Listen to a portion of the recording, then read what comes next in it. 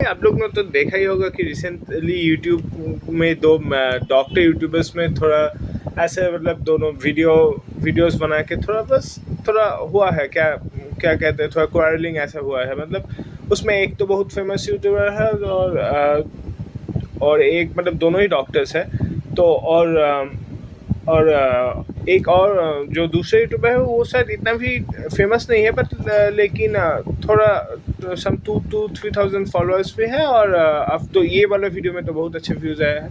तो but so let's I am not taking any name, but it's a fight of between doctor R and doctor P. So let us consider. अब देखिए, अब शायद आप YouTube में search करेंगे तो मिल जाएगी आपको दोनों ही वीडियोस। तो अब मैं एक थर्ड ईयर MBBS स्टूडेंट हूँ, तो मुझे लगा कि उनका जो मतलब हुआ है जो बोन ऑफ कंटेंशन, उसमें थोड़े कुछ टॉपिक्स थे, बट जो मुझे अट्रैक्ट किया वो है क्या, मतलब लाइफस्टाइल मॉडिफिकेशन से क्या आप कुछ क्रॉनिक नॉन कम्युनिकेबल डिजीज़ को ठीक कर सकते हैं, जैसे कि डायबिटीज़, हाइपरटेंशन, या फिर आपको मेडिसिन की ज़रूरत है, ड्रग्स की ज़रूरत है। तो देखिए, बात ऐसे है कि मुझे लगा मुझे इस टॉपिक में थोड़ा बात करना चाहिए, क्योंकि मैं थर्ड ईयर स्टूडेंट हूँ। मैं अभी PSM मतलब कम्युनिटी मेडिसिन पढ़ रहा हूँ, तो मैंने फार्माकोलॉजी जस्ट किया है, अच्छे से किया है, at least I think so. So and community medicine का एक इम्पॉर्टेंट थिंग है कि मतलब आप टैप को बंद कीजिए, फ्लोर को मॉप मत कीजिए, पानी तो गिरेगा। अब अगर आप फ्लोर को मॉप करेंगे तो पानी तो गिरते रहेगा, आप कितना मॉप करेंगे। लेकिन अगर आप टैप को बंद करते हैं तो केसेस रिड्यूस होता है। तो हाँ, देखिए, एक इम्पॉर्टेंट लेवल ऑफ प्रिवेंशन है कि प्राइमोर्डियल प्रिवेंशन। रिस्क फैक्टर आने के पहले ही हम अगर लाइफस्टाइल मॉडिफिकेशन करें, अच्छे डाइट करें, तो इस चीज़ से बेनिफिट मिलता है। तो बट लेकिन आप सोचिए, कुछ अगर आपके कुछ जैसे आपका किसी का डायबिटीज़ है, तो आप अब हो गया, आप शायद किसी का टाइप 2 डायबिटीज़ है, तो पैथोजेनेसिस कब का स्टार्ट हो चुका था ना। तो अब आपको मतलब मेडिसिन तो स्टार्ट करना चाहिए, क्योंकि देखिए, अब जैसे मान लीजिए एक टाइप 2 डायबिटीज़, तो यहाँ पे फेमस हो जैसे मेटफॉर्मिन होता है, फिर SGLT2 इनहिबिटर, बहुत सारे ड्रग्स आता है, तो ये देता है। लेकिन मान लीजिए आप सोचते हैं कि हाँ चलो मॉडिफिकेशन डाइट मॉडिफाई करके करेंगे, लेकिन ये तो तब करना था ना जब रिस्क फैक्टर था, लेकिन डिजीज पैथोजन से स्टार्ट नहीं हुआ था। लेकिन अगर आप करेंगे तो आपको बहुत रिस्क मतलब कॉम्प्लिकेशंस और बढ़ सकता है।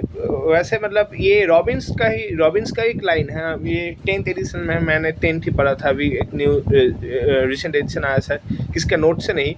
तो मतलब कि देखिए, कुछ एडवांस ग्लाइकेशन एंड प्रोडक्ट होता है और receptor for advance glycation product होता है, जैसे एज एंड रेज। तो इससे क्या होता है, इन्फ्लेमेशन बढ़ता है, एंडोथेलियल इंजरी होता है, वेसल्स में आपका क्लॉट हो सकता है, कुछ डायबिटिक रेटिनोपैथी हो सकता है। अगर मान लीजिए आपका किसी का डायबिटिक रेटिनोपैथी है, उसके साथ उसका डायबिटिक नेफ्रोपैथी का भी रिस्क हो जाएगा।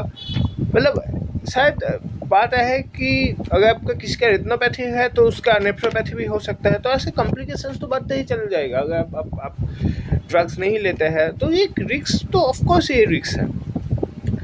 पर मान लीजिए, जैसे एक फेमस एक ट्रायल था, मैंने जस्ट ट्रायल्स का नाम लिखा है क्योंकि मतलब ट्रायल्स का नाम तो इतना तो कौन याद रखता है एक्चुअली।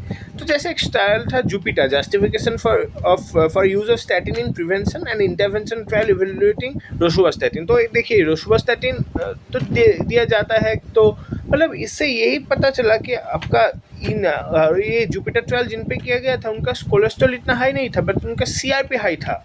CRP एक इन्फ्लेमेटरी मार्कर है, सीरोएक्टिव प्रोटीन। तो उनका भी देखा गया कि मॉर्टेलिटी और CVD का मतलब CVD होने का इंसिडेंस भी कम हो गया। एक और था कि west of Scotland coronary prevention study, यहाँ पे देखा गया कि